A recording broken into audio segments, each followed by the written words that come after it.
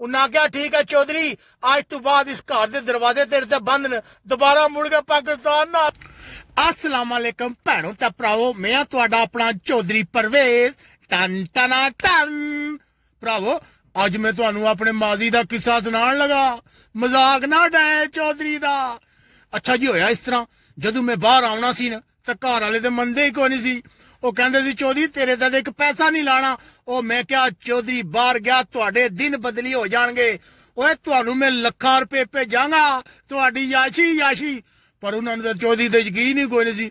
ਉਹ ਕਹਿੰਦੇ ਸੀ ਚੌਧਰੀ ਤੇਰੇ ਤਾਂ ਲੱਖਾਂ ਰੁਪਏ ਲਾ ਕੇ ਬਾਹਰ ਭੇਜਿਆ ਤੂੰ ਤਾਂ ਉੱਥੇ ਜਾ ਕੇ ਸੋ ਜਾਏਗਾ ਸਾਡਾ ਕੀ ਬਣੇਗਾ। ਪਰ ਚੌਧਰੀ ਵੀ ਤੁਹਾਨੂੰ ਪਤਾ ਹਿੰਮਤ ਹਾਰਨੇ ਵਾਲੇ ਦਿਨ ਪੈਦਾ ਨਹੀਂ ਹੋਇਆ।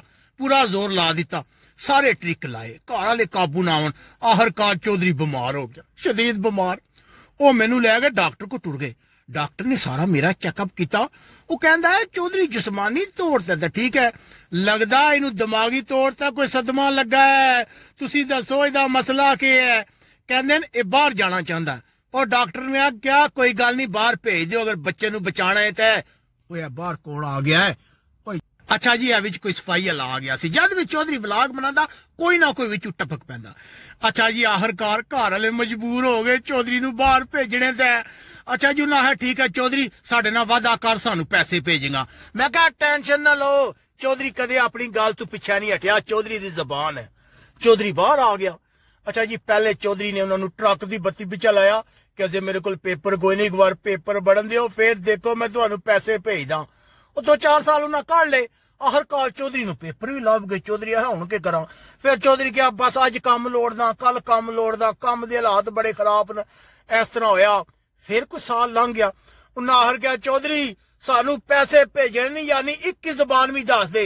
और मैं क्या चौधरी ने जबान की है। चौधरी ने बड़ियां स्कीमां लाइयां। हुण चौधरी गया 8 घंटे काम किया।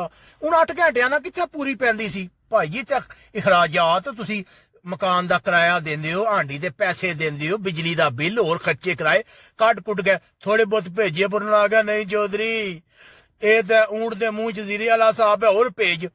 चौधरी ने और जोश है। चौधरी ने अवल टाइम भी लाना शुरू कर दिता। फिर भी भाई जी पैसे ना बने। चौधरी आख्या हुण मैं करा तो करा के। आखिरकार चौधरी ने एक स्कीम लाई। तुहानू पता चौधरी स्कीम तो बड़ी लांदा है ना। चौधरी ने एक दिन घर वाले ने फोन किया कि ओए चौधरी ने तुहानू 40 लाख रुपया भेज छड़िया। वो सारे परेशान हो गए एक दूए को पुछने चौधरी का दिमाग तो नहीं खराब हो गया। वो 2 दिन उन्होंने यकीन ही कोई ना आया। मैं आख्या बैंक नो गए। वो कहते नहीं चौधरी तू मजाक कर दे। मैं मजाक नहीं डंके की चोट से जाओ जाके बैंक वाले को चौधरी ने 40 लाख भेजा। अच्छा जी वो टुर गए बैंक वाले को जा गए। उन्हें पूछा उत्थे वो बैंक वाले आख्या जी तुहाडे पैसे आए न कोई तुहानू जड़ा चौधरी ने तुहानू 1000 रुपया भेजा पाकिस्तानी। उन्हें मैंने फोन मारिया मैंने कहते ओ चौधरी ओ क्या है ओ तू झूठ मार दे या बैंक वाले झूठ मार देन। ये कहते तू पाकिस्तानी 1000 रुपया भेजा। और मैं क्या ना वो झूठ मार देन ना चौधरी झूठ मारदा। चौधरी ने अपनी गल पूरी कर छड़ी है। चौधरी ने तुहानू 40 लाख भेजा लेकिन ईरानी करंसी वाला जेड़ा पाकिस्तानी करंसी च 1000 रुपया बनदा।